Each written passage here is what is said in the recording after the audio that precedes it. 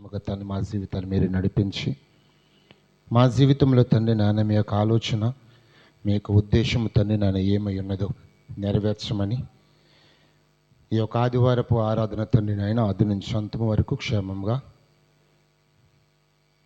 మీకు మహిమ చెల్లించేటువంటి అవకాశం తండ్రి నాకు మరొకసారి కలిగించి మీరు ఒక్కరు మహిమ గంట పొందుకోమని ఈ ప్రార్థన మీకు అంగీకారంగా మీకు మహిమకరంగా మీ బిడ్డలు మనకు మాకు సన్నిధికి రక్షణగా కాపుదలకి మీరే మార్చి అత్యున్నత మహిమ గంట మీరు ఒక్కరే పొందుకోమని ఈ ప్రార్థన అంతా త్వరలో రానున్న యేసు నామంలో అడిగి పొందుకున్నాము నా పరమ తండ్రి ఆమేన్.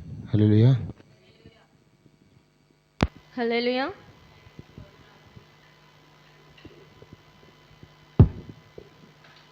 ఇంతకాలం మమ్మును కాపాడినావే, కరుణించి మమ్మును నడిపించినావే.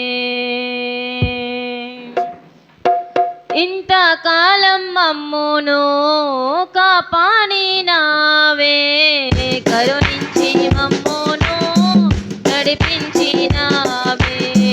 నీ ప్రేమే అద్భుతం, నీ ప్రేమే మాధురం, నీ ప్రేమే కదా మమ్మును కాచే. నీ ప్రేమే అద్భుతం, నీ ప్రేమే మాధురం, నీ ప్రేమే కదా మమ్మును కాచే. యేసయ్యా యేసయ్యా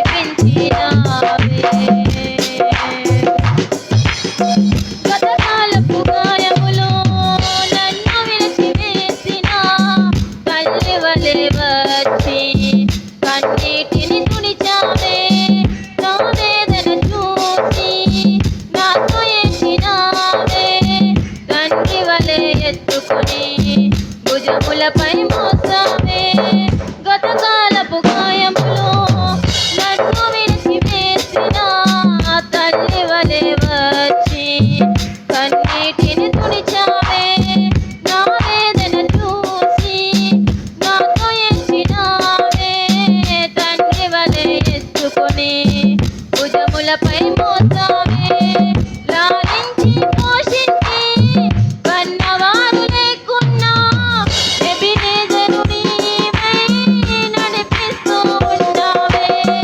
లాలించి పోషించి కన్నవారు లేకున్నా ఎబినేజరు నీవై నడిపిస్తూ ఉన్నావే. యేసయ్యా యేసయ్యా యేసయ్యా నా యేసయ్యా యేసయ్యా యేసయ్యా యేసయ్యా నా యేసయ్యా.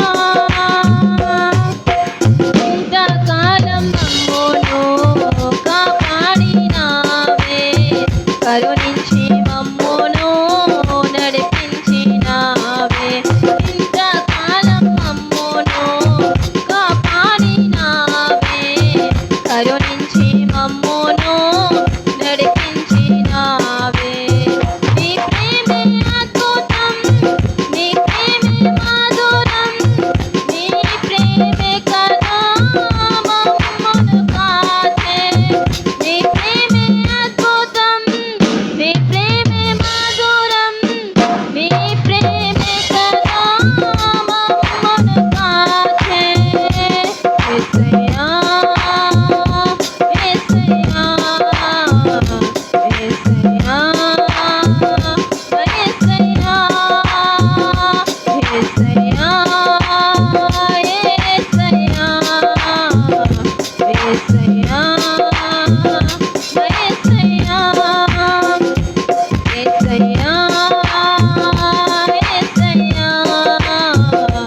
యేసయ్యా నా యేసయ్యా యేసయ్యా యేసయ్యా యేసయ్యా నా యేసయ్యా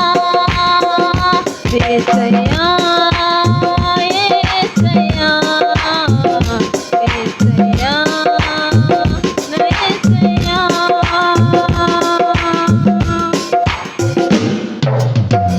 హల్లెలూయా. దిగులు పడకు నేస్తమా, యేసు నీతో ఉన్నాడు. సందేహ పడకు ప్రాణమా, నీకు తోడు ఉంటాడు. దిగులు పడకు నేస్తమా, యేసు నీతో ఉన్నాడు. సందేహ పడకు ప్రాణమా, నీకు తోడు ఉంటాడు. ఏదైనా ఏ క్షణమైనా యేసునాథుని తలంచుమా. ఏదైనా ఏ స్థితినైనా ఆదరించును. గ్రహించుమా గ్రహించుమా. దిగులు పడకు నేస్తమా, యేసు నీతో ఉన్నాడు. సందేహ పడకు ప్రాణమా, నీకు తోడు ఉంటాడు. దిగులు పడకు నేస్తమా, యేసు నీతో ఉన్నాడు. సందేహ పడకు ప్రాణమా, నీకు తోడు ఉంటాడు. ఏదైనా ఏ క్షణమైనా యేసునాథుని తలంచుమా. ఏమైనా ఏ స్థితి అయినా ఆదరించును. గ్రహించుమా గ్రహించుమా. దిగులు పడుకు నేస్తమా, యేసు నీతో ఉన్నాడు. సందేహ పడకు ప్రాణమా, నీకు తోడు ఉంటాడు. దిగులు పడకు నేస్తమా, యేసు నీతో ఉన్నాడు. సందేహ పడకు ప్రాణమా, నీకు తోడు ఉంటాడు. ఆశే నిరాశే అలసి ఉన్నావా, ఈడై నీ నీడై తడబడుచున్నావా. ఆశే నిరాశై అలసి ఉన్నావా, ఈడై నీ నీడై తడబడుచున్నావా. ఏదైనా ఏ క్షణమైనా యేసునాథుని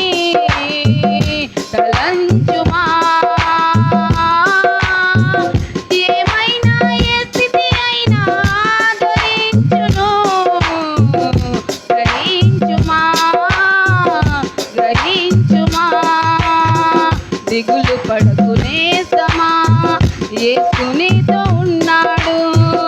సందేహపడకు ప్రాణమా, నీకు తోడు ఉంటాడు. దిగులు పడకు నేస్తమా, యేసు నీతో ఉన్నాడు. సందేహపడకు ప్రాణమా, నీకు తోడు ఉంటాడు. ప్రేమే కరువై కలత చెందావా, గమ్యం తెలియక పరిగెడుతున్నావా. ప్రేమే కరువై కలత చెందావా, గమ్యం తెలియక పరిగెడుతున్నావా. ఏదైనా ఏ క్షణమైనా యేసునాథుని తలంచుమా. ఏమైనా ఏ స్థితి అయినా ఆదరించును. గ్రహించుమా, గ్రహించుమా. ఏమైనా ఏ స్థితి అయినా యేసునాథుని తలంచుమా, తలంచుమా. ఏమైనా ఏ స్థితి అయినా ఆదరించును. గ్రహించుమా, గ్రహించుమా. దిగులు పడకు నేస్తమా, యేసు నీతో ఉన్నాడు. సందేహపడకు ప్రాణమా, నీకు తోడు ఉంటాడు. దిగులు పడకు నేస్తమా, యేసు నీతో ఉన్నాడు. సందేహపడకు ప్రాణమా, నీకు తోడు ఉంటాడు. హల్లెలూయా.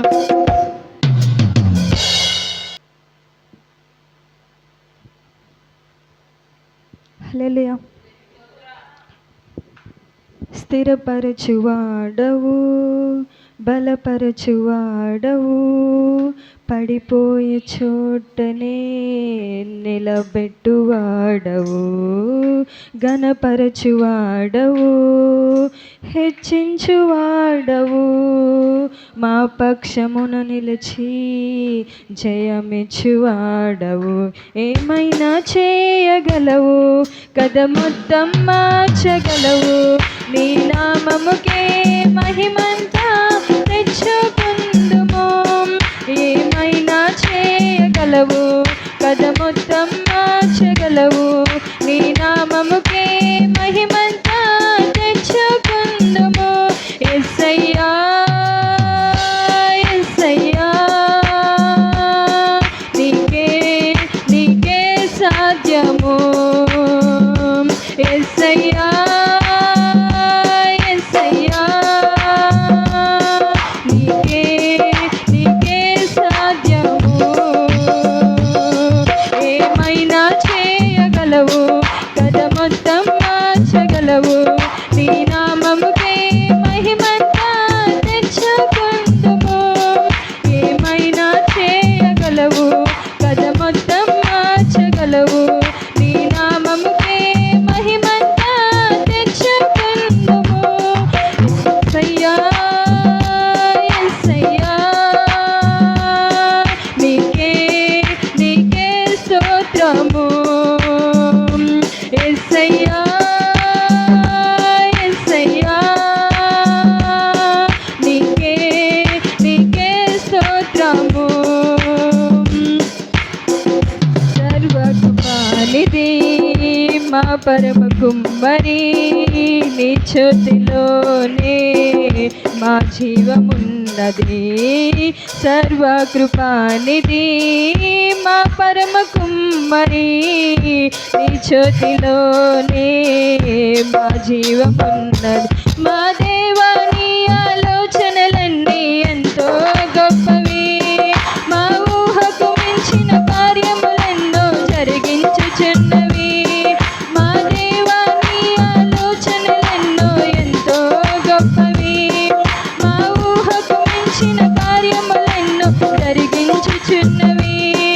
ఏమైనా చేయగలవు, కథ మొత్తం మార్చగలవు. నీ నామముకే మహిమంతా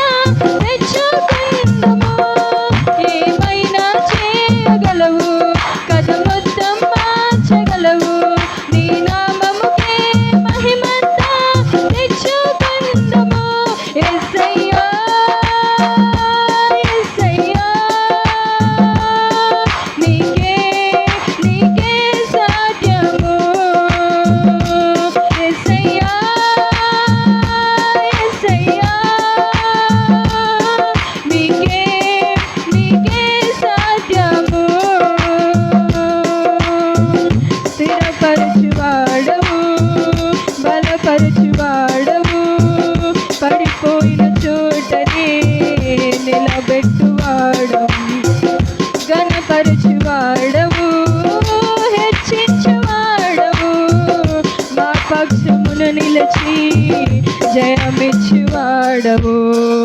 నీ ఆజ్ఞ లేనిదే ఏదైనా జరుగునా, నీ కంచె దాటగా శత్రువుకు సాధ్యమా?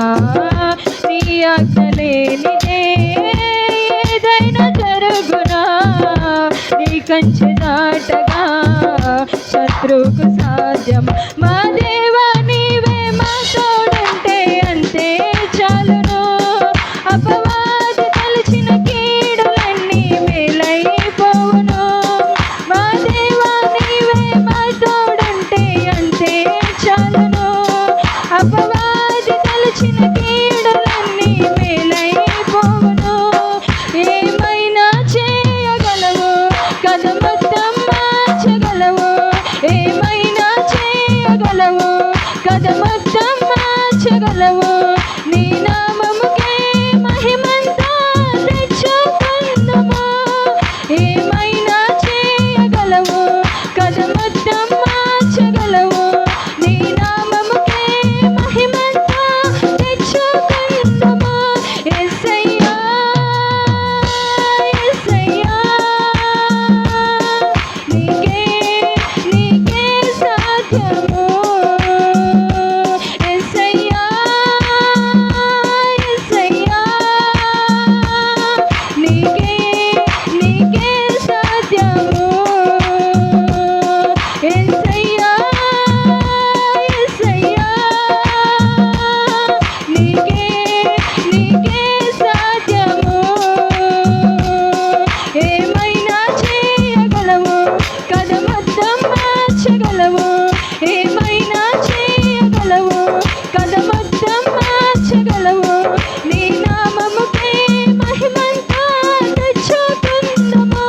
యేసయ్యా యేసయ్యా, నీకే నీకే సాధ్యము. యేసయ్యా యేసయ్యా, నీకే నీకే సాధ్యము. నీకే నీకే సాధ్యము. హల్లెలూయా.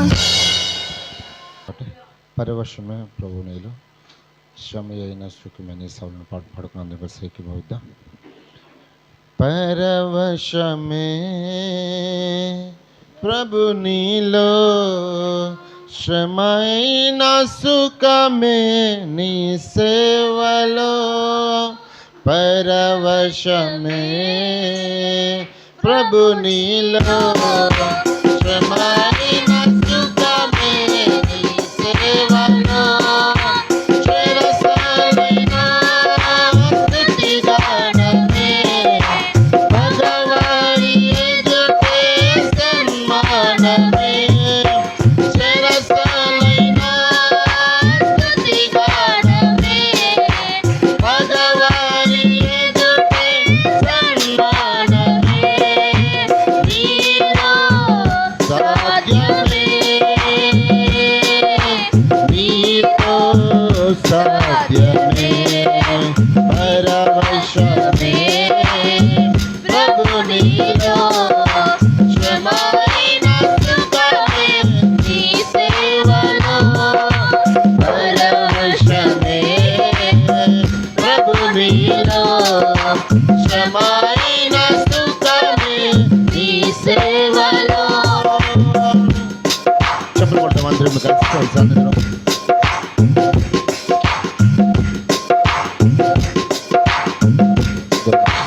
అందరం కలిసి చెప్పలు కొడతాం చూద్దాం.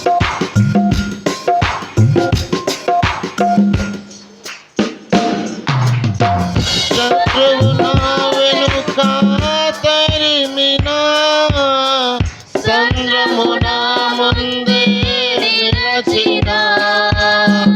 శత్రువు నా వెనుక తరిమినా, సంద్రము నా ముందే నిలచినా. సంద్రములో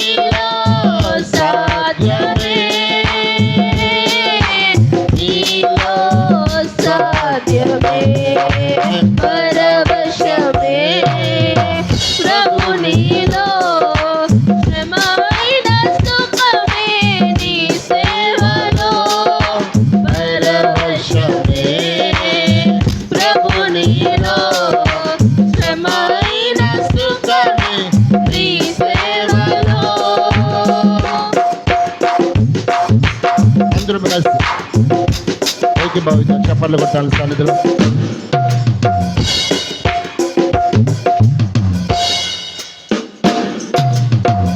ఎడారి పయనంలో ఏకాకిగా ఉన్నా, నిరాశ సమయములో సోలిపోనీయము.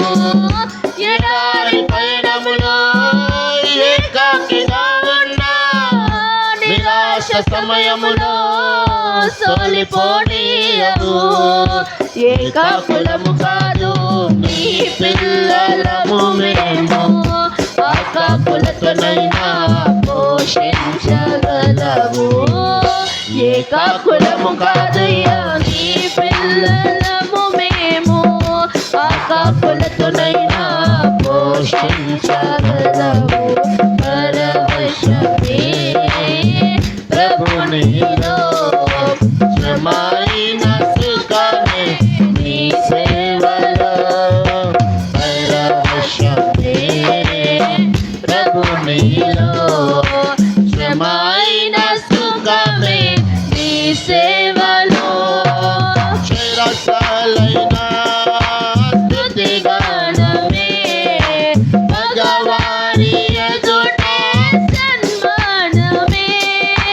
చిరకాలైన స్తుతిగానమే భగవాని ఎదుట సన్మానమే. నీలో సాధ్యమే, నీతో సాధ్యమే, నీలో సాధ్యమే. అందరం కలిసి నీతో సాధ్యమే. పరవశమే ప్రభునిలో, శ్రమైన సుఖమే నీ సేవలో. పరవశమే ప్రభునిలో, శ్రమైన సుఖమే నీ సేవలో. హల్లెలూయా. దానికి స్తోత్రం. అందరం కలిసి పరిశుద్ధ గ్రంథం తీసినట్లయితే కీర్తన చదువుకుందాం. ఈ యొక్క ఖడ్గము ద్వారా మనం ఎప్పుడూ కూడా పరీక్షింపబడుతూనే ఉండాలి.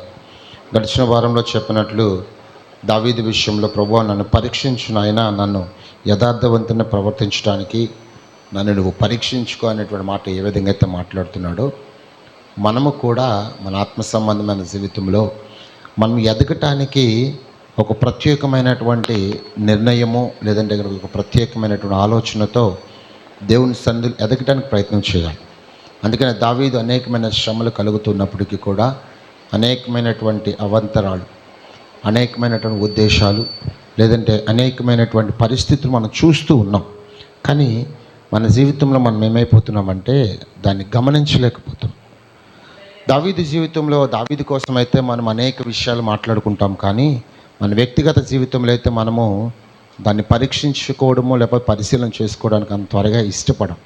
అందుకని దావీదు చాలా స్పష్టంగా మాట్లాడుతున్న విషయం ఏంటంటే, దేవా నువ్వు నాకు వెలుగుగా రక్షణగా ఉన్నావు కాబట్టి ఏ శత్రువులు కానీ, ఏ యొక్క నా ఆలోచనలు, నా శరీరాన్ని నాశనం చేయడానికి వస్తున్నటువంటి ఏ శత్రువైనా నన్ను ఏమీ చేయలేడు. అంటే వారు పనినటువంటి వాళ్ళలోని వారే కూలుతారు అన్నట్టుగానే సౌలు జీవితంలో సౌలు చంపినట్టుగా సౌలే చనిపోయాడు, చంపుదాం అనుకున్నట్టుగా సౌలే చనిపోయాడు. తన కొడుకు ఏ విధంగా అయితే తండ్రిని హింసిస్తూ ఉన్నాడో ఆ తండ్రికే తెలియకుండా ఆ కుమారుడు ఏమైపోయాడంటే, అంటే ఇక్కడ శారీరకమైనటువంటి విషయాలలో ఆత్మ సంబంధమైన ఉద్దేశాలు కనుక దేవుడికి అప్పగించడం మొదలు పెడితే మన జీవితంలో ఒక గమ్యం అనేది మనం తెలుసుకోవడానికి ఇష్టపడతాం. అందుకని చూడండి 23వ కీర్తనలో కూడా అదే మాట మాట్లాడతాను. 4వ వచనం తీసుకోండి ఒకసారి. గాఢాంధకారపు లోయలో నేను సంచరించడం ఎందుకు తెగులు రాదు. అందుకని అంటే ఆత్మ సంబంధమైన ఉద్దేశం మనం ఎదగటానికి చాలా స్పష్టంగా ఉండాలి. శారీరకంగా మనం ఎదుగుతున్నాము, కానీ గడిచిన రోజుల్లో నేను బైబిల్ చదివినప్పుడు నాకు ఒక యొక్క సొలొమోను రాసినటువంటి కీర్తనలో ఒక చాలా ఈ ఇంట్రెస్ట్ కలిగినటువంటి ఒక వర్డ్ నాకు బాగా నచ్చింది. సామెతలు 3వ అధ్యాయం 3వ వచనం చెప్తుంటాడు. చదవండి ఒక్కసారి, చూద్దాం ఒకసారి. సామెతలు వాటిని చూడండి. అక్కడ ఏమంటున్నాడంటే, దయను సత్యమును ఆ కిందన అంటూ ఉంటాడు, నీ హృదయం అనేటువంటి పలక మీద వాటిని ముద్రించుకోమంటున్నాడు. హల్లెలూయా. చూడండి, వాటిని హృదయం అనేటువంటి ఈ హృదయంలో ఎప్పుడైతే మనం భద్రం చేసుకుంటామో, మీరు బాగా గమనించండి, తండ్రి అయినటువంటి దేవుడు క్రీస్తుని లోకాన్ని పంపించిన తర్వాత ఈ రెండు ఆలోచనలు తప్ప ఆయన దగ్గర వేరొక ఆలోచన ఎక్కడ కూడా లేదు. నిందించిన వారిని ఏమంటున్నాడు, క్షమిస్తున్నాడు. లేదంటే కనుక దూషించిన వారిని ప్రేమిస్తూ ఉన్నాడు. ఇవి ఆయన చెప్పినటువంటి మాట ఈయన ఏం చేస్తున్నాడంటే శిరస వహిస్తున్నాడు. ఈరోజు మన జీవితంలో కూడా అటువంటి ఈ మాట కనుక మనము దయను సత్యమును ఏ క్షణంలోని ఎప్పుడు కూడా విడిచిపెట్టడానికి, ఈ దావీదు జీవితంలో కూడా జరిగిన విషయం అదే. శత్రువు చంపడానికి ప్రయత్నిస్తూ ఉన్నాడు, కానీ ఆ శత్రువు దగ్గర నుంచి పారిపోవడానికి ఇష్టపడ్డాడే కానీ శత్రువుని చంపడానికి ఇష్టపడలేదు. ఎందుకంటే ఇక్కడ సౌలు ఒక్కడే అభిషేకింపబడిన వ్యక్తి అంటే మనం ఆలోచించాలి. ఆ రోజుల్లో ఆయన దేవుని చేత అభిషేకింపబడిన వ్యక్తి. ఏ విధముగా అయితే సమూయేలు వెళ్ళి ఆ సౌలుని అభిషేకించిన అభిషేకింపబడినటువంటి వ్యక్తిని ముట్టకూడదు అనేటువంటి ఒక ఆలోచన కలిగి ఒక దావీదు ఏం చేస్తున్నాడు, పరిగెడుతున్నాడు తప్ప పారిపోతున్నాడు తప్ప. ఎందుకు పారిపోతున్నాడు అంటే మూలాల్లో కనుక మనం వెళ్తే ఆయన దగ్గర ఉన్నటువంటి ఒక చక్కటి ఆలోచన ఉంది. అభిషేకింపబడిన వాడిని ముట్టుకోవడం పక్కన పెడితే చంపడం అనేది పెద్ద నేరంగా ఆలోచించాడు అతను. అందుకని ఇక్కడ మనుషుల యొక్క మాయోపాయముల చేత ఆలోచన చేత మనుషులను చంపడానికి ప్రయత్నిస్తుంటే ఆత్మ సంబంధముగా ఎదిగే ప్రతి ఒక్కరు కూడా ఏం చేస్తున్నాడంటే చంపడానికి వచ్చిన వారిని కూడా క్షమించడానికి ఇష్టపడుతున్నాడు. అదే క్రీస్తు చేసిన ప్రధానమైనటువంటి సువార్తలో ముఖ్యమైన భాగం కూడా అదే. అనేక మంది శత్రువులు ఆయన తరుముతూ ఉన్నప్పటికీ కూడా చూడండి, ఒక్కసారి చూద్దాం. అదే కీర్తనలో లేదంటే రోమపత్రిక 8వ అధ్యాయం 37వ వచనంలో, రోమపత్రిక 8వ అధ్యాయం 37వ వచనం చెప్పు. చూడండి, ఎప్పుడు కలుగుతుంది అంటే ఆయన ఆల్రెడీ మనల్ని ప్రేమించినటువంటి ఆయన ద్వారా మనం అన్ని విషయాల్లో మామూలుగా కాదు. అందుకే కిందటిసారి కూడా నేను మీకు చెప్పిన విషయం కూడా, మనం అన్ని విషయాల్లో కూడా ఉన్నదానికంటే అత్యధికమైన విజయాన్ని పొందుకోవాలి. ఒక క్రైస్తవుల జీవితంలో విజయాన్ని పొందుకోవడం ఒక ఎత్తు అయితే, సత్యాన్ని తెలుసుకోవడం ఒక ఎత్తు అయితే, సత్యము తర్వాత ఇంకొకటి ఉంది, విజయం తర్వాత ఇంకొకటి ఉంది. సత్యం తర్వాత సర్వసత్యం ఏ విధముగా అయితే నిలబడిందో, విజయం తర్వాత అత్యధికమైన విజయం కూడా అలాగే. ఈ అత్యధికమైన విజయంలోకి పొందుకోపోవడానికి ముఖ్యమైన కారణం ఏంటంటే శత్రువుని మనం క్షమిస్తాం అనుకుంటున్నాం, శత్రువుని ప్రేమిస్తున్నాం అనుకుంటుంటాం. ఇక్కడ క్షమించేటువంటి గుణము, ప్రేమించేటువంటి గుణం మన దగ్గర నుంచి ఏమైపోతుంది అంటే దినదినము కూడా దూరం అయిపోతుంది. ఎందుకు దూరం అయిపోతుంది అంటే మీకు ఒక చిన్న ఉదాహరణ చెప్తా. ప్రియమైన దేవుని బిడ్డలారా, గడిచినటువంటి 3 రోజులు మేము పిఠాపురం అనేటువంటి ఏరియాకి వెళ్ళాం. వెళ్ళిన తర్వాత అక్కడ చక్కగా చాలా సంతోషంగా గడిపినటువంటి రోజులు. అక్కడ నేను ఒక విషయాన్ని బాగా గమనించాను. లోకము మనుషుల్ని ఎందుకు అంత తొందరగా అంటే తీసుకుంటుందో, లోకము అంత త్వరగా ఎలాగైతే పిల్లల్ని ఆకర్షిస్తుందంటే దేవుడి దగ్గర దూరం చేస్తుందో నేను చాలా గమనించాను. ఆ 2-3 గంటల్లో దేవుని దగ్గర ఉంటే తప్పు చేయకూడదు అంటారు, దేవుడి దగ్గర ఉంటే పాపం చేయకూడదు అంటారు, దేవుడి దగ్గర ఉంటే లోక సంబంధ ఉద్దేశాలతో బ్రతకూడదు అంటారు, దేవుడి దగ్గర ఉంటే ఇష్టానుసారమైనటువంటి జీవితంతో బ్రతకూడదు అంటారు. అందుకనే కొన్ని రెస్ట్రిక్షన్స్ మన దగ్గర ఉన్నాయి. అంటే కొన్ని బంధకాలు, అంటే కొన్ని హద్దులు మనం ఏర్పాటు చేసుకొని దేవుడి దగ్గర ఉండాలి. ఒక క్రైస్తవుడుగా బ్రతకాలంటే వాడికి కొన్ని హద్దులు ఏర్పాటు చేసుకుంటేనే వాడు నిజమైనటువంటి క్రైస్తవుడు. ఈ లోకం అయితే అది కాదు. లోకం అయితే అలా ఉండనివ్వదు. లోకంలో ఉన్నదానికి ఏంటంటే హద్దులు లేవు, సరిహద్దులు లేవు, ఆటంకాలు లేవు, లిమిట్స్ అనేవి లేవు. లేదంటే కనుక ఇంతే ఇది చాలు అనేటువంటి ఆలోచన ఎక్కడ కూడా లేదు. మనుషులు ఏ విధంగా పరిగెడుతున్నారంటే అంటే లోక సంబంధమైనటువంటి కోరికలకి, లోక సంబంధమైన ఆశలకి, లోక సంబంధ ఉద్దేశాలకి ఎలా పరిగెడుతున్నారంటే వారి ఇష్టం. లోకం అంటుంది రమ్మంటుంది ఇక్కడ చాలా. అందుకనే ఈ సొలొమోన్ మహారాజు మాట్లాడుతుంటాడు ఈ కీర్తన, ఈ సామెతల్లో. ఆ యొక్క వ్యభిచారి కలిగినటువంటి ఆ స్త్రీ సంత వీధుల్లో ఏం చేస్తుందంటే తిరుగుతూ ఉంటుంది. రా మనం అందరమే కలిసి సంతోషిద్దాం. మా వాడు ఏమైపోయాడంటే దూర ప్రదేశంకి పొరుగు ప్రదేశానికి వెళ్ళిపోయాడు కాబట్టి చాలా రాత్రి గడుస్తుంది ఆయన వచ్చేసరికి. కాబట్టి మనం ఇద్దరమే కలిసి సంతోషిద్దాం రా అనేటువంటి ఆలోచనతో ఈ వేశ్య ఏం చేస్తుందంటే ఈ వ్యక్తిని పిలుస్తూ ఉంది. ఒకవేళ ఈ వ్యక్తికి ఆలోచన లేకపోయినా ఆలోచన పుట్టించడానికి వేశ్య ఏం చేస్తున్నారు? వేశ్య అంటే ఎవరనుకున్నారు? స్త్రీ కోసము కాదు, లోకము. ఎక్కడ కూడా స్త్రీని కానీ పురుషుని కానీ తప్పు పట్టేటువంటి వాక్యము కాదు. మీరు అనుభవించేటువంటి విషయం బాగా గుర్తుపెట్టుకోండి. వేశ్య అనగానే యెరూషలేమును కూడా ఒక విధంగా ఒకసారి పోల్చాడు. నాయనా నువ్వేమైపోయావంటే నేను నిన్ను బహుగా ఆశీర్వదించినప్పటికీ కూడా నువ్వేమైపోయావంటే అనేకమైనటువంటి కోరికలతో పాడైపోయావు. ఇక్కడ కూడా ఈ ఆత్మ సంబంధమైన ఉద్దేశంతో ఈ యొక్క దావీదు మాట్లాడుతున్న విషయం ఏంటంటే, యెహోవా చదవన్నమాట, యెహోవా నాకు వెలుగును నాకు రక్షణ అయి ఉన్నాడు, నేను ఎవరికి భయపడతాను. చూడండి బాగా గమనించండి, ఇక్కడ భయపడట్లేదు కానీ ఆ భయానికి లోబడుతూ ఉన్నాం. భయపడట్లేదు కానీ ఆ భయానికి మాత్రం మనం ఏమైపోతున్నాం? లోబడిపోతున్నాం. అందుకనే పాపము చేయాలని ఆశ లేదు కానీ పాపముతో పరిగెట్టడానికి ఇష్టపడుతుంటాం. అందుకనే ఈ అపోస్తలుడైన పౌలు కూడా మాట్లాడుతుంటాడు, అయ్యా నేను ఈ శరీరం మధ్యన నేను చెయ్యాలనుకోవట్లేదు, నేను ఉండాలనుకోవట్లేదు కానీ నేను ఉండలేకపోతూ ఉన్నాను. హల్లెలూయా. ఈరోజు క్రైస్తవ జీవితంలో కూడా జరిగినటువంటి 3 రోజులు పండగ కోసం నేను అన్నాం, మన ఆలోచన ఏమవుతుందంటే దాని వెంట పరిగెట్టడానికి ఇష్టపడుతుంది. నేను చూస్తాను ఆ 3 రోజుల్లో ఒక 2 గంటలు అనుకుంటా నేను అలా వెళ్ళాను. వెళ్తే లోకమంతా ఎలా ఉంది అంటే రా పద వెళ్దాం. ఎక్కడికి? పాపం చేయటానికి వెళ్దాం. క్రీస్తుని ఆ సమయంలో మనం ఏమైపోవాలంటే మర్చిపోవాలి. ఆ సమయంలో జ్ఞాపకము రాదు. అసలు ఆ సమయంలో జ్ఞాపకము రాదు. ఆ సమయంలో నిజముగా ఆయనను ఆరాధించాలని ఆలోచన కూడా మన దగ్గరికి మాయమైపోతుంది. అటువంటి ఈ లోకం ఏం చేస్తుందంటే నిన్ను చాలా ప్రేరేపిస్తుంది. అందుకని దావీదు అంటున్నాడు, ఈ శారీరకమైన విషయాలతో నీవు నేను పరిగెడుతుంటే ఆయన అంటున్నాడు ఆత్మ సంబంధమైన విషయంలో ఆయన నాతో ఉంటే ఈ కోరికలు నన్ను ఏమీ చేయలేదు. అటువంటి రక్షణకర్తయకు దేవుడే కనుక నాతో ఉంటే ఈ లోక సంబంధమైన క్రియలు ఎన్ని నా మీదకి దండెత్తి వచ్చినను అవి నన్ను ఏమీ. అందుకనే గాఢాంధకారంలో నేను సంచరించినాను, నాకు ఏ అపాయము ఎందుకు రాదంటే నాకు వెలుగుగా ఆయన ఉన్నాడు, నాకు రక్షణగా ఆయన ఉన్నాడు, నాకు నిరీక్షణగా ఆయన ఉన్నాడు. కాబట్టి ఆ యొక్క లోకము నన్ను ఏమాత్రము ఏమీ చేయలేదు. ఎందుకంటే ఆయనలో ఈ లోకమనే ప్రతి దానిపై కూడా నేను విజయమే కాదు అత్యధికమైన విజయాన్ని నేను పొందుకున్నాను. హల్లెలూయా.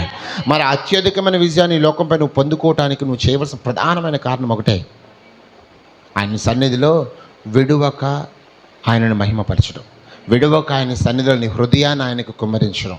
మనము చాలాసార్లు మీకు చెప్పాను, మనం దేనికోసం ఆయన సన్నిధిలో మన హృదయాన్ని కుమ్మరిస్తామంటే ఆయనను మెప్పించడానికో, లేదంటే కనుక మన యొక్క పరిస్థితులు చెప్పటానికో, లేదంటే మన స్థితిగతులు ఆయనకు అప్పగించడానికో మనము ఆయన సన్నిధిలో మొరపెడుతుంటాము. కానీ దావీదు మాట్లాడుతున్న విషయంలో ఆయన చాలా కష్టంలో ఉన్నాడు. అప్పటికి తండ్రి కావచ్చు, లేదు కుమారుడు కావచ్చు, లేదంటే కనుక మామ కావచ్చు అని తరుముతూ ఉన్నప్పటికీ కూడా చూడండి ఆ కిందన 10వ వచనం చదివితే మనము నా తల్లిదండ్రులు నన్ను విడిచినను యెహోవా మాత్రమే ఏం చేస్తాడంట, ఈ లోకంలో ఎందరైనా విడిచిపెట్టవచ్చు.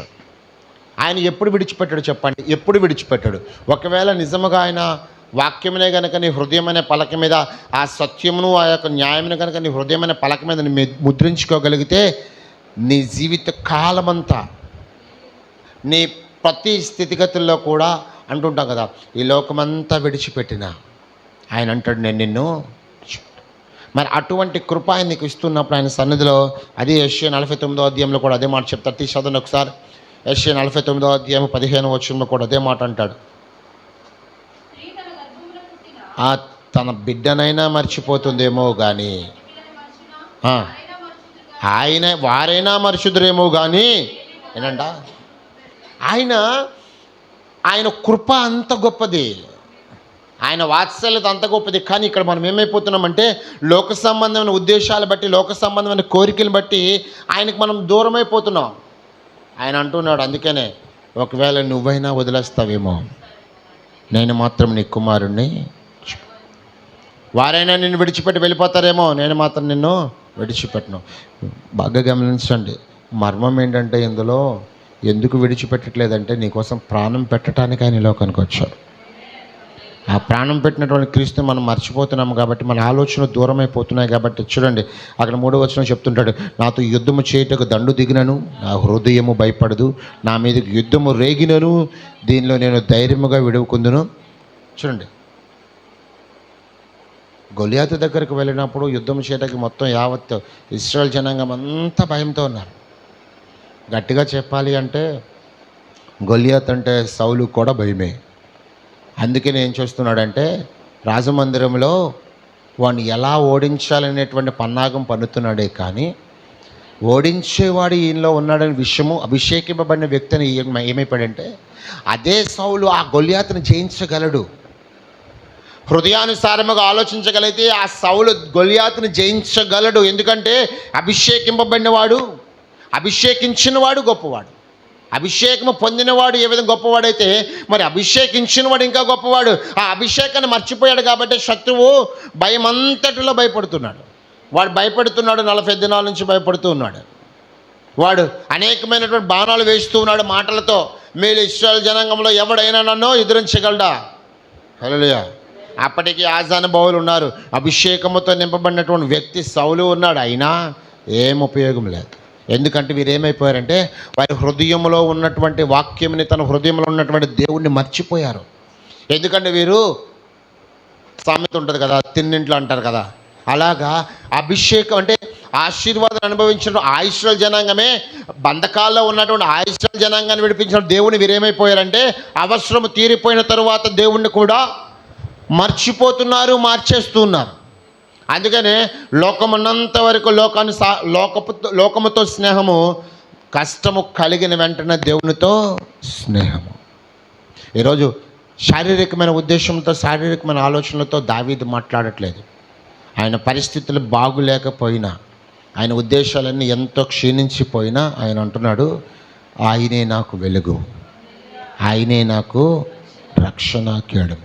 మరి ఈరోజు మరి నీవు నేను కలిసి అటువంటి పరిస్థితుల్లో, స్థితిగతులు ఏదైనా పక్కన పెట్టు, నీ పరిస్థితులు ఏదైనా పక్కన పెట్టు, నువ్వు ఆయన సన్నిధిలో నిజంగా ఆయనను ఆరాధించగలుగుతున్నావా, ఆయన అంగీకరించగలుగుతున్నావు?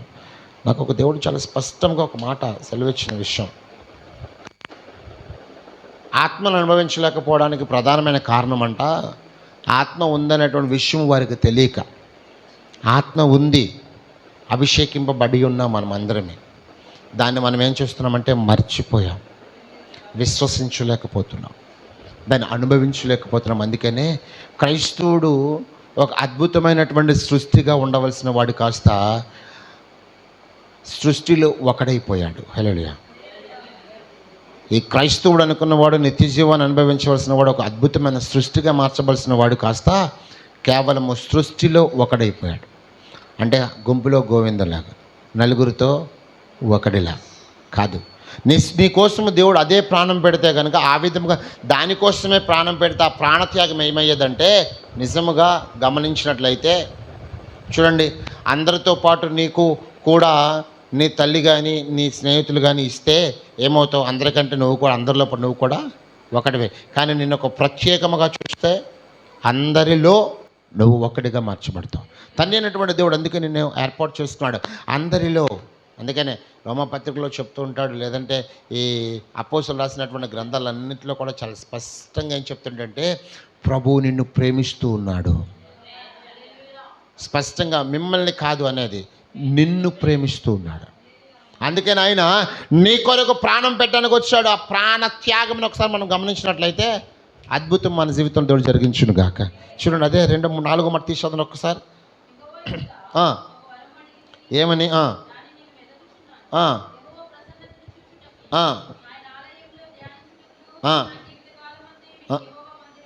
హల్లెలూయా. ఏ వరం అడగాలి చెప్పండి?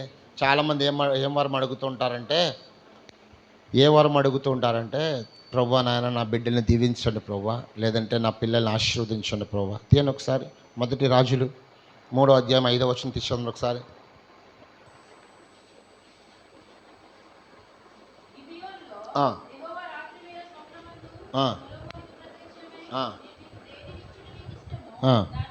హల్లెలూయా. చూడండి, సొలొమోను అడగమని చెప్తున్నాడు. నాయన నీకేది ఇష్టమో అడగమన్నాడు. మామూలుగా అయితే మనమేది ఇష్టమని అడుగుతాం చెప్పండి.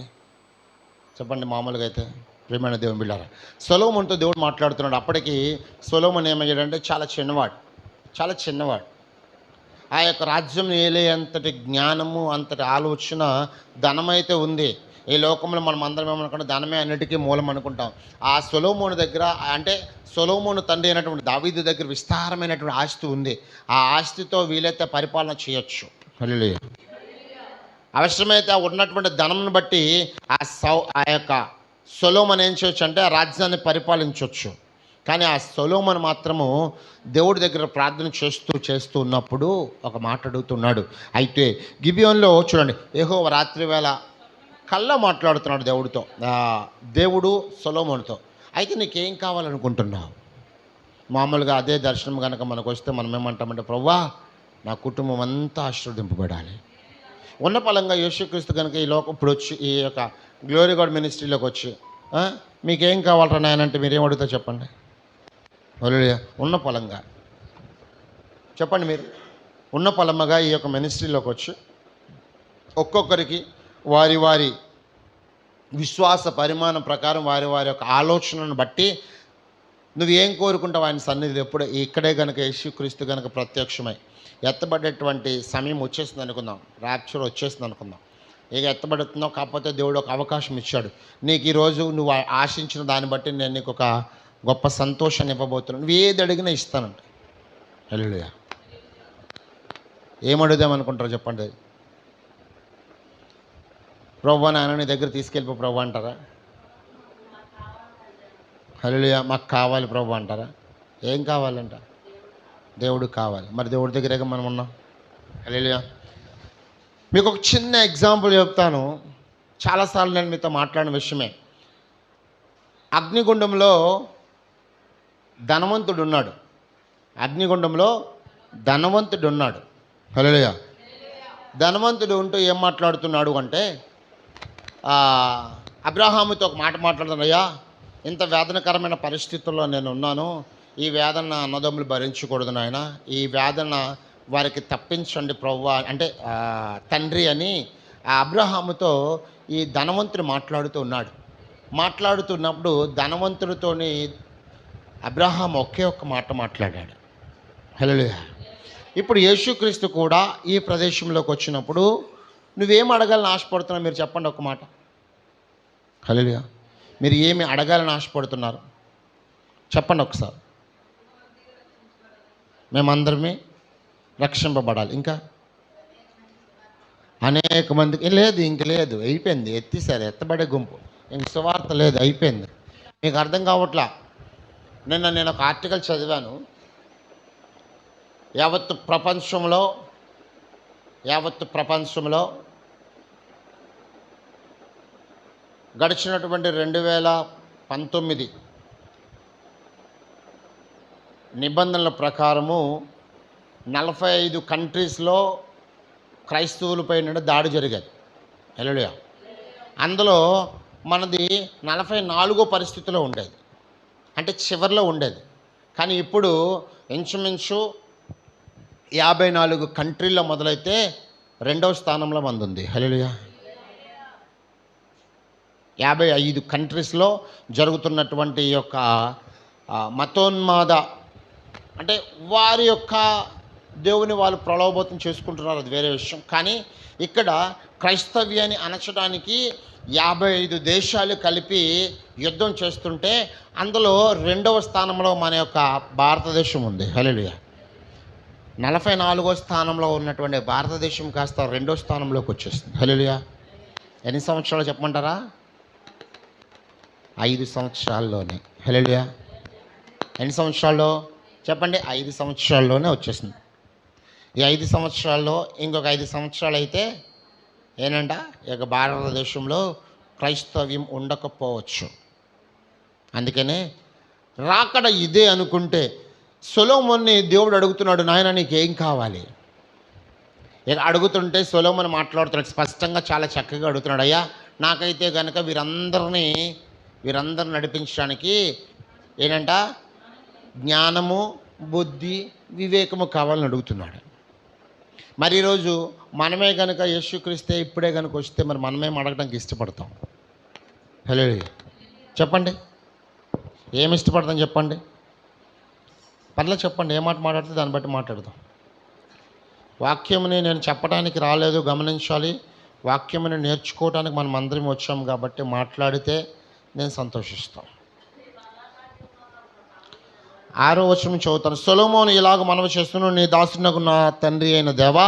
చూడండి, దావీదు నీ దృష్టికి అనుకూలంగా సత్యమును నీతిని అనుసరించి యథార్థమైన మనసు గలవాడే ప్రవర్తించను. హల్లెలూయా. మొదటి మాట గుర్తుపెట్టుకోండి, అండర్లైన్ చేసుకోండి. యథార్థముగా ప్రవర్తించాడు. ఎవరు? సొలొమోను అడుగుతుంటే దావీదు కోసం సాక్ష్యం చెప్తున్నాడమ్మా. బాగా గుర్తుపెట్టుకోండి, సొలొమోను కోసం అడుగుతుంటే దావీదు కోసం సాక్ష్యం చెప్తున్నాడు. ఇక్కడ నువ్వు అడుగుతున్నావు అంటే నువ్వు ఏదైనా అడగాలి అనుకుంటే కనుక ముందు నీ దగ్గర ఏముండాలంటే ఏంటంట? హల్లెలూయా, హల్లెలూయా. నువ్వు అడిగిన వెంటనే దేవుడు ఇచ్చేయడానికి ఇది చాక్లెట్లు కాదు, లేదా అడగగానే ఇచ్చేయడానికి ఇది ఏనంట ఏదో కాదు. నీ జీవితంలో కార్యము జరగాలి అంటే, నిజంగా నువ్వు అడిగినది నువ్వు పొందుకోవాలి అంటే మొదట నీ సాక్ష్యం దేవుడు చూస్తాడు. ఈరోజు ఆ సాక్ష్యం కోసమే మనమందరం ఇక్కడికి వచ్చాం. ఇంచుమించు 3,000 మంది బాప్తిసం పొందుకున్న తర్వాత వారి సాక్ష్యం చూస్తేనే కానీ తెలియలేదు. 12 మంది శిష్యులు పిలిపించిన తర్వాత 11 మంది 12 మంది సాక్ష్యం చూస్తేనే కానీ 11 మంది నిలబడలేకపోయారు. ఈరోజు నీ జీవితంలో కూడా సాక్ష్యము కనబడితేనే కానీ ఆయన నీకు వెలుగుగా, నీకు రక్షణగా ఆయన తోడై ఉన్నాడు. ఆయన సదాకాలం నీతో తోడై ఉన్నాడు, నీతో ఉంటాడు. నీ తల్లి మర్చిపోయినా పర్లేదు కానీ నేను నిన్ను మాత్రం మర్చిపోను. ఎప్పుడు మర్చిపోడు అంటే హల్లెలూయా. బాగా గుర్తుపెట్టుకోండి, అదే మర్చిపోకుండా ఏ తప్పు చేసినా తోడై ఉన్నోడైతే కనుక గుర్తుపెట్టుకోండి, ఆ ధనవంతుడితో దేవుడు ఉండాల్సిందే. ధనవంతుడితో దేవుడు ఉండాలి. ధనవంతుడి దగ్గర సాక్ష్యం లేదు కాబట్టి ఏమవుతున్నాడు? ఆ నరకంలో పడిపోయి ఏడుస్తున్నాడు. అయ్యా ఇదిగో వారందరూ అక్కడ నా అన్నదమ్ములు ఉన్నారయ్యా, వారికి ఈ యొక్క సమాధానము అయ్యా, ఈ యొక్క మండుచున్నటువంటి వేదనకరమైన ప్రదేశం వాళ్ళకి వద్దు. వారికి ఏం కావాలి? వారికి ఏం కావాలి? ఈరోజు మనం కూడా అదే మాట మాట్లాడుతున్నాం. ఈరోజు అదే దావీదు కోసము ఈ సొలొమోను సాక్ష్యం చెప్తున్నాడు. ఏంటంటే, అయ్యా దావీదు ఏ విధంగా అయితే నీ దృష్టికి అనుకూలముగా సత్యమును నీతిని అనుసరించి యథార్థమైన మనస్సు గలవాడే ప్రవర్తించను గనుక నీవు అతని యెడల పరిపూర్ణ కటాక్షము పరిచి. చూడండి, పూర్ణము కాదు, పరిపూర్ణము అంటే సంపూర్తి, అంటే ఫుల్, అంటే అడిగిన దానికంటే, ఊహించిన దానికంటే గొప్పది. హల్లెలూయా. సత్యములో నుండి సర్వసత్యములోకి తీసుకెళ్ళినట్లు ఈరోజు పూర్ణమైనది పరిపూర్ణముగా మార్చుతున్నాడు. ఈరోజు పరిపూర్ణముగా కటాక్షం అగుపరిచి ఈ దినమున నున్నట్లుగా అతని సింహాసనం అతని కుమారుని కూర్చుండబెట్టి. హల్లెలూయా. చూడండి, మామూలుగా అయితే అదే గనక బుద్ధితో ఆ సౌలే కనుక ఉంటే ఆ సౌలు కొడుకునే నిలబెట్టేవాడేమో, దేవుడు నిలబెట్టేవాడేమో. ఇక్కడ ఏమైపోయిందంటే బుద్ధి పాడైపోయింది. కానీ ఎక్కడున్నాడు? దేవుడి దగ్గరే ఉన్నాడు. ఇక్కడ బుద్ధిని దావీదు బుద్ధి ఏమంతా పర్ఫెక్ట్గా లేదు, మార్చుకున్నాడు. కాకపోతే అందుకని అంత ధైర్యంగా మాట్లాడుతున్నాడు ఆ కీర్తనలో, ప్రభువే నాకు వెలుగును, నాకు రక్షణ అయి ఉన్నాడు. ఈరోజు మరి మనమేం అడుగుతున్నాం? ఈరోజు ఆయన సన్నిధిలో మనమేం అడుగుతున్నాం? ప్రభువా నాకు ఏమి ఇస్తున్నావు? ఈరోజు నేను ఏం పొందుకోగలుగుతున్నాను? అడగాలి ఆయన సన్నిధిలో. నేను నీ సన్నిధిలో నీతిగా నివసించలేకపోతున్నామేమో, ఆ నీతి నాకు కావాలి. నీ సన్నిధిలో నేను యథార్థముగానే ఉన్నట్లేదేమో, ఆ యథార్థత నాకు కావాలి. నీ మందిరంలో నేను నమ్మకముగా లేనేమో, ఆ నమ్మకము నాకు కావాలి. నీ మందిరంలో నేను నిజముగా, నిజాయితీగా, నీతి న్యాయములతో నేను ఉండట్లేదేమో, అది నాకు కావాలి. ఆటోమేటిక్గా అది అడిగితే దేవుడు పరలోక రాజ్యాన్నే. హల్లెలూయా. అందుకనే ఈ యొక్క సొలొమోను కూడా అదే అడిగాడు. ఆయన జ్ఞానము వివేకాలు ఇవ్వండి ప్రభు అన్నాడు. అందుకనే ఇప్పటికీ అంతటి జ్ఞానవంతుడు పుట్టలేదు, ఇక మీదట పుట్టబోడు. హల్లెలూయా. అది ఆయన ఇచ్చే ఆశీర్వాదం. ఆయన ఆశీర్వాదం ఒక్కసారి ఇస్తే తరములకు కూడా దానిని మించినటువంటి ఆశీర్వాదం ఇంకొకటి లేదు. హల్లెలూయా. అప్పుడెప్పుడో చెప్పినటువంటి బుద్ధి, సొలొమోను కాలంలో చెప్పిన బుద్ధి ఇప్పటికి కూడా కుర్రాళ్ళందరూ ఏం చేస్తారు? రోడ్ల మీద బళ్ళు వేసుకొని తిరుగుతూ ఉంటారు. లోకంలో ఉన్నటువంటి ప్రతి ఒక్కరు కూడా ఈ లోకం అంటే చాలా స్నేహం. నేను ఆ 3 రోజుల్లో బాగా గమనించాను. అక్కడికి వెళ్ళిన తర్వాత దేవుడు నాకు ఒక పాఠాన్ని నేర్పించాడు. మనుషులను చూస్తుంటే ఇష్టానుసారమైనటువంటి కోరికలు, వారికి కావాల్సింది ఏంటంటే లోకము కావాలి, వారికి కావాల్సింది ఏంటంటే లోకము కావాలి, పిలుస్తుంది, నువ్వు వద్దనే పిలుస్తుంది. ఈరోజు దేవుడి దగ్గర అదే అడుగుతున్నాడు, నీవు నిబ్బరమైన బుద్ధి కలిగితే, ధైర్యము కలిగి ఆయన సన్నిధిలో నివసించగలిగితే, ఏ అపాయములు ఏది దండెత్తి వచ్చినాను కూడా ఇదిగో నన్ను కాపాడేవాడు నాతో తోడై ఉన్నాడనేటువంటి ఆలోచనతో నువ్వు ఉంటే నీ పక్షంన ఆయన కూర్చుంటాడు, ఆయన ఉంటాడు. నువ్వు అడిగింది ఆయన దయచేస్తాడు. ఎందుకు దయచేయట్లేదంటే మనం పరిగెడుతున్నాం. ఎలా పరిగెడుతున్నామంటే లోకంతో పరిగెడుతున్నాం, ఇష్టానుసారంగా పరిగెడుతున్నాం. అందుకని మనం అడిగింది మన దగ్గరికి ఏం రాదు. మనం అడిగింది అందుకనే ఏం అడుగుతున్నామో కూడా మనకు అర్థం కాలేకేమో. వెంటనే యేసుక్రీస్తు దగ్గరికి వస్తే మనం ఏం అడిగేస్తామంటే, ప్రభువా నీ నిత్య రాజ్యం మాకు ఇచ్చే ప్రభు అంటాం. అంతే కదా, ప్రభువా నాయన ఖచ్చితంగా మేమేం అవ్వాలి, నూతన పరచబడిపోవాలి ప్రభు అంటాం. హల్లెలూయా. ఆయన వస్తే మనం ఇదే అడుగుతాం. ఎవరో 100కో 1,00,000కో ఒకడు ఉంటాడు, ప్రభువా నాయన అందరూ నాయన రక్షింపబడాలి ప్రభువా అని. చెప్పండి, అవునా కదా? 100కో 1,00,000కో ఒకడు ఉంటాడు, అయ్యా అందరూ బాగుపడాలి ప్రభువా, అందరి సన్నిధిలో ఉండాలి ప్రభువా అని. ముందు నువ్వుంటే గాడొస్తాడు. హల్లెలూయా. అందుకనే హృదయాంతరంగములను ఎరిగిన దేవుడు వరకనే కాదు, ఆయన నీకు ఒకటి అదే సొలొమోనుకే కనుక ఆశీర్వాదం కావాలని అడిగితే అసలు ఏముందో తెలుసుకోవాలని అడిగాడు. ఈ సొలొమోను ఊరకన దర్శనం ఇచ్చేసి సొలొమోనుతో దేవుడు మాట్లాడడానికి ఇష్టపడడం కాదు. అసలు సొలొమోను దృష్టిలో ఏముంది, యాక్చువల్గా రాజ్యం ఏ విధంగా వచ్చింది అంటే, ఆ రాజ్యం రావడమే కొన్ని విధాలుగా వచ్చింది. నాయన వేరొకడు తీసేసుకుంటాడేమో, నాయన వెళ్ళి ముందెళ్ళి రాజ్యాన్ని అందుకో నాయన. తల్లి ఏం చేసిందంటే ప్రోత్బలముతో పంపించింది. అందుకని అసలు ఇతన హృదయం ఇటువంటితో చూశాడు. ఏదో విధముగా ఆయన సన్నిధిలోకి వచ్చి నువ్వు మారు మనసు పొంది పాప క్షమాపణ నిమిత్తమే బాప్తిష్యం పొందావు కదా. ఒకవేళ నిజమే ఆయనే రక్షకుడు, ఈ మాట నేను ఎందుకు అంటున్నానంటే, ఒకవేళ నిజమే ఆయనే రక్షకుడుగా నువ్వు అంగీకరిస్తే ఇప్పటికీ కూడా నువ్వు అలాగే ఉండగలవు. నేను అందుకే ఏదో విధంగా దేవుడి మందిరంలోకి వచ్చి దేవుని సన్నిధిలో రక్షణ పొందుకొని బాప్తిష్యం తీసుకున్నాం కదా అంటున్నాను. ఎందుకంటే అయితే అటన్నా ఉండాలి, లేదంటే ఇటన్నా అంటుంటారు కదా. ఈరోజు మనం అటు ఇటు ఉండడానికే బాప్తిష్యం తీసుకున్నాం. అందుకనే లోకము చాలా రమ్యంగా కనబడుతుంది. ఒక క్రైస్తవుడికి లోకం ఎలా కనబడుతుందో తెలుసా? మీకు మాత్రమే తెలియాలి.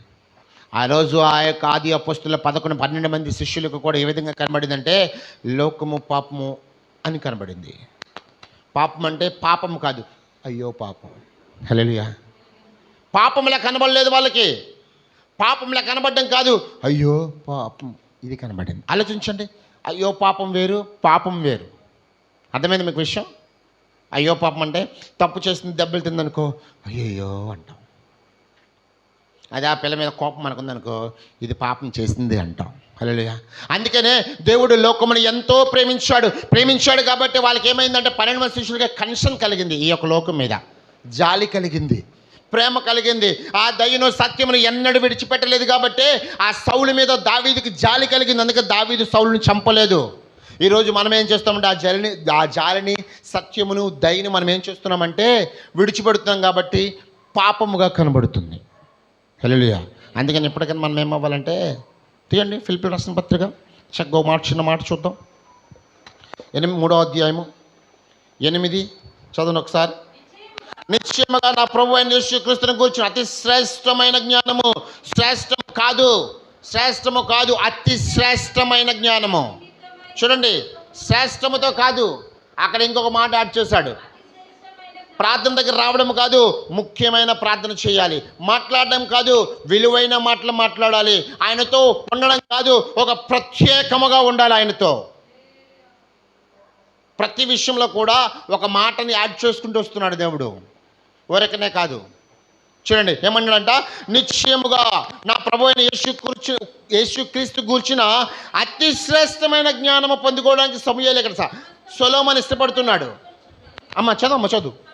సమస్తమును నష్టముగా ఎంచుకొనిచున్నాను, క్రీస్తును సంపాదించుకొని ధర్మశాస్త్ర మూలమైన నా నీతిని కాక. చూడండి, ఏదో వచ్చి ఆరాధించేటువంటి భక్తి కాక, ఆయన ఆరాధిస్తే ఆత్మతో, సత్యముతో, పూర్ణ హృదయముతో, పూర్ణ అంగీకారముతో ఆయన మహిమపరచడానికి దేవుడు మందిరానికి ఉండాలి తప్ప ఏదో పాస్టర్ గారిని మెప్పించడానికో, లేదా సంఘాన్ని మెప్పించడానికో, లేదో దేవుని మెప్పించడానికో దేవుని మందిరానికి రానుగాక రాకూడదు. హల్లెలూయా. అలా వచ్చావంటే ఏమైపోతామంటే మన అవస్థత నిమిత్తమే, కేవలం మన ఆలోచన నిమిత్తమే వస్తున్నాం. అందుకనే ఈ యొక్క అపోస్తలుడైన పౌలు మాట్లాడుతున్నాడు, నా నీతి విషయమై అన్నాడు. చదవండి, నా నీతిని కాక క్రీస్తునందరి విశ్వాస మూలమైన నీతి, అంటే ఆయన యందు ఉన్నటువంటి విశ్వాసం తన దగ్గర మనం రావాలి. హల్లెలూయా. ఆ విశ్వాసముతో నిలబడుతున్నాడు కాబట్టి దావీదు మాట్లాడుతున్నాడు, నాకు రక్షణ, నాకు కేడెము. హల్లెలూయా. ఈరోజు మరి అటువంటి ఆలోచనలకు మనం ఎప్పుడైతే ముందుకు కొనసాగుతామో నీ జీవితంలో అద్భుతమని చూస్తాం. ఆ అద్భుతాన్ని చూడడానికి యేసుక్రీస్తు నీ కోసము బలియాగమైపోయి పునరుద్ధరణగా తిరిగి లేచాడు. ప్రతి ఆదివారం మనకు ఒక ఆదివారం, ఒక చక్కటి బట్టలు వేసుకోవడానికో లేదా చక్కటి వంటలు వండుకోవడానికి ఒక ఆదివారం. కానీ నా దేవుడు అంటున్నాడు, ఆయన కార్చినటువంటి రక్తము ఈరోజు నీకేమవుతుందంటే సంతోషంగా మార్చబడుతుందా, లేదా వేరే ఆలోచనతో మార్చబడుతుందా? చూడండి, చాలా స్పష్టంగా మాట్లాడుతున్నాడు. అపోస్తలుడైన పౌలు విషయంలో కూడా అదే, అపోస్తలుడైన పౌలు కూడా అదే మాట్లాడుతున్నాడు. మనం బాగా గమనించాలి. మన జీవితంలో ఏదో మిస్ అయిపోతున్నాం, ఆయన సన్నిధి ఏదో మనం కోల్పోతున్నాం. అందుకని అంటున్నాడు, చాలా నొక్కి మరీ మాట్లాడుతున్నాడు, అతి శ్రేష్టమైన జ్ఞానం కావాలి. ఈరోజు మనం సంపాదించుకుంటున్నటువంటి ఆలోచనలు, దేవుడి సన్నిధిలో గడిపేటువంటి ఆలోచనలు ఏ విధముగా నీవు నేను పొందుకుంటున్నాం ఒక్కసారి గమనించండి. సొలొమోను అందుకనే బాగా గమనించండి, ఎక్కువ చదవండి. ఏ మొదటి రాజు సొలొమోను కోసం కావాలంటే కనుక మొదటి రాజు నుంచి చదువుకుంటూ వెళ్ళండి. ఆయన రాజ్యం ఎలాగొస్తుందో మీకు ఇదంతా చెప్పండి, పెద్ద స్టోరీ. ఆయన రాజ్యం ఎలాగొచ్చింది అనుకున్నారు అలా. మరి ఎక్కడైతే అసలు నిజంగా ఇలా రాజ్యాన్ని తీసుకున్నాడు కదా, చూద్దాం అసలు ఏం అడుగుతాడో. మామూలుగా మనము దర్శనం ఇమ్మంటేనే దేవుడు దర్శనం ఇవ్వడు. మామూలుగా మనం ఎన్నిసార్లు ఎన్ని ఉపవాస ప్రార్థన చేసిన తండ్రి నాయన నీ దర్శనం ఇవ్వరా బాబు అంటేనే ఇవ్వడు. అటువంటి అడగకపోయినా సొలొమోనుకి ఏం చేస్తాడంట, అడగక ముందే ఇస్తున్నాడు. ఎందుకని? ఆయన హృదయము నిజముగా పరిపూర్ణముగా ఉందా. అంతకుముందే దావీదు చెప్పేశాడు, నాయన నువ్వేది చేస్తావు చెయ్యి, కానీ ఏం చేసినా సరే మొదట ముందు దేవుణ్ణి పెట్టు. మరి యొక్క ధనవంతుడికి చెప్పలేదా? చెప్పాడు, కానీ వినిపించుకోలే. అనేకమైనటువంటి వాక్యాలు ధర్మశాస్త్రంలో కూడా ఈ ధనవంతుడికి చెప్పాడు, కానీ విన్నాడా? వినలా. అందుకనే అనుభవించే తర్వాత అనుభవం వస్తుంది, అంటే ఏంటంటే ఎక్స్పీరియన్స్ వస్తుందంట. ఇక్కడ అనుభవించిన ఎక్స్పీరియన్స్ లేదు, డైరెక్ట్గా పెట్టులో పెట్టాడు. ఈరోజు మరి మనకి ఏ ఎక్స్పీరియన్స్ ఉందో లేదో మరి నువ్వే తెలుసుకోవాలి. కానీ మరి ఏం చేయాలనుకుంటే చాలా స్పష్టంగా తెలుసుకో. కీర్తన 90:17 కూడా అదే మాట చెప్తాను. చూడండి ఒకసారి, కీర్తన 97:10. మా దేవుడైన యెహోవా మా ప్రసన్నత, యెహోవా ప్రసన్నత మా మీద నుండునుగాక, మా చేతి పనిని మాకు స్థిరపరచము, మా చేతి పని. చూడండి, మనం ఏమడుగుతున్నామంటే మనం ఇది అడుగుతాం, అయ్యా మా బిడ్డల్ని, మా బంధువుల్ని, మా యొక్క బంధువుల్ని, మా యొక్క తోటివారిని, లేదంటే మేము చేసేటువంటి పనిని స్థిరపరచండి ప్రభా. ఇందాక చెల్లి పాడింది కదా, చాలాసార్లు చెప్పాను కూడా, ఏదైనా మార్చేస్తాడు దేవుడు. పెట్టులో పెట్టడానికన్నా చేస్తాడు, పరిశుద్ధంగా నిలబెట్టడానికన్నా చేస్తాడు. ఎవరు బట్టి చేస్తాడు? గుర్తుపెట్టుకోండి, ఎవరి బట్టి చేస్తారు? బోధించడం మా బట్టి అంటారా, లేదంటే విన్న మీ బట్టి అంటారా? ఒకవేళ మీకు తప్పుడు బోధ కనుక నేను బోధించాను అనుకో, నాకు 2 శిక్ష ఉంటుంది. కానీ విన్నదాన్ని శుభ్రంగా వినలేదనుకోండి, మాకు 2 ఉంటుందేమో, మీకు 3 కూడా ఉంటుంది. హల్లెలూయా. మాకు 2 అనుకున్నారు, అబ్బబ్బా మంచి పని అనుకుంటారు. మీకెన్ని ఉంటాయి అనుకున్నావు? హల్లెలూయా. విన్నదాన్ని మేము ఏం చేస్తామంటే ఈ ఫుల్ పెట్టి మీద ఏం చేస్తామంటే, ప్రభువా చెప్పిన నాయన ఈ సమయాన్ని మీరు మాకు ఇచ్చిన మీకు వందనాలు కృతజ్ఞత చెల్లించి బయటకు వచ్చేస్తాం. ఆ తర్వాత అదంతా మీ పైన భారం ఉంటుంది. ఎవరు ఏం చేస్తారు, ఏం వింటున్నారు, ఏ విధంగా చేస్తున్నారు, ఏ విధమైన ఆలోచనతో ఉన్నారు, ఏంటి దేనికి వచ్చారో, ఆడుకోవడానికా, మాట్లాడుకోవడానికా, ఊసులాడుకో, దేనికి వచ్చావు నీకు మాత్రమే తెలుసు. ఇవన్నీ కూడా దేవుడు ఏం చేస్తాడు, ప్రతి విషయం కూడా కౌంట్ చేస్తూనే ఉంటాడు. చూడండి అక్కడ ఏమడుతుంటాం మనం, అయ్యా మా చేతి పనులు, యెహోవా నీ ప్రసన్నత అయ్యా మా మీద ఉండునుగాక, అయ్యా మీ వెలుగు మాపై ఉండునుగాక, ఏ పనికి మన తిరుగుల్లో తిరిగేసినా మీ వెలుగు మాతో తోడై ఉండునుగాక, ఏ పనికి మన పనులు చేసినా మాతో మీ తోడై ఉండునుగాక, ఏంటి సినిమాలకు వెళ్ళినప్పుడు మాతో తోడై ఉండునుగాక, వ్యభిచారపు కంపుల్లోకి వెళ్ళినప్పుడు మాతో తోడై ఉండునుగాక, ఏంటి ఎదుటివాడిని తిట్టే విషయంలో మాతో తోడై ఉండునుగాక, ఎందుకంటే ఆయన సదాకాలము నాతో. హల్లెలూయా. ఎలాగంట? ఎప్పుడున్నాడంటే ఆయన సదాకాలము నాతో తోడై ఉన్నాడు కాబట్టి నేను ఏ పని చేసినా నాతో తోడై ఉన్నాడు. ఉంటాడా? హల్లెలూయా. ఎప్పుడు చెప్పండి, ఉంటాడా? ఉండడు. ఉన్నాడు. హల్లెలూయా. ఉంటారనుకోడు మీ భ్రమ. హల్లెలూయా. మార్పు చెందడానికి అవకాశం ఇస్తాడేమో కానీ పాపం చేయమని చెప్పాడు. అందుకనే ఏంటి అలాగంటారు? రోమపత్రికలో అంటుంటాడు, అలాగైనా ఏమందుము కృప విస్తరిస్తుందని పాపంలో నిలిచి ఉంటామా? వద్దు. పాపం విడిచిపెట్టండి. పాపం పరిపూర్ణమై ఏమైపోయిందంటే ప్రసవ వేదన పడుతుంది ఈరోజు మన నుంచి బయటకు రావడానికి. వాక్యం అడ్డుగా ఉంది కాబట్టి పాపం చేయడానికి ఇష్టపడట్లేదు. ఆ వాక్యం ఏం చేస్తున్నాం మనం పక్కన పెడితే ఈ పాపము పరిపక్వత చెందిపోతుంది. యాక్చువల్గా వాక్యం పరిపక్వత చెంది ఆశీర్వాదం రావాలి, కానీ పాపం పరిపక్వత చెంది ఎంతసేపు శత్రువు అంటుంటాడు, హే రారా ఈరోజు సినిమాకి వెళ్దాం ఏమవుతుంది, ఏ రారా ఈరోజు బయటికి వెళ్దాం ఏమవుతుంది, ఈరోజు ఒక ఆదివారం మానేస్తే ఏమో నష్టమైపోద్దా, మీ పాస్టర్ గారు ఏమైనా ఇంకోసారి రావద్దంటాడు, ఏం కాదు కదా, పర్లేదు వదిలేయి, ఒక్క వారమే కదా. పాపము పరిపక్వత చెంది పరిపూర్ణంగా మార్చే బిడ్డ కంటే సిద్ధముగా ఉంది. బిడ్డ కండం అంటే ఏమనుకున్నారు? పాపము చేయడానికి. ఆ పాపము చేయడానికి ఇష్టపడుతున్నాం కాబట్టి మనం ఏమైపోతున్నామంటే ఆత్మ సంబంధమైన విషయాలు మర్చిపోయి శారీరకమైన విషయాలతో పరిగెడుతున్నాం. అందుకనే ఈ దావీదు మాట్లాడుతున్నాడు ఆత్మ సంబంధముగా, అయ్యా నువ్వు నాకు వెలుగువి, నువ్వు నాకు కేడమివి, నీవు నాకు రక్షణవి. హల్లెలూయా. ఆయన రక్షణగా ఉన్నాడు కాబట్టి ఏ శత్రువే కదా చంపేయచ్చు అంటున్నాడు, పక్కన ఉన్నాడు అందరూను. శత్రువే కదా వేసేద్దాం అంటున్నాడు, కాదు. ఈయన ఆత్మతో నింపబడ్డాడు కాబట్టి అభిషేకింపబడిన వాడిని ముట్టుకోకూడదు. నేను ఆత్మతో నింపబడ్డాను కాబట్టి ఎదురు వాడిని దూషించకూడదు. నేను ఆత్మతో నింపబడ్డాను కాబట్టి నా పొరుగు వారిని నేను ఏం చేయకూడదు? శపించకూడదు. చూడండి, మరి మనం ఏం చేస్తున్నాం మన జీవితంలో? చాలా స్పష్టంగా అంటున్నాడు. మనం ఏం అడుగుతున్నాం?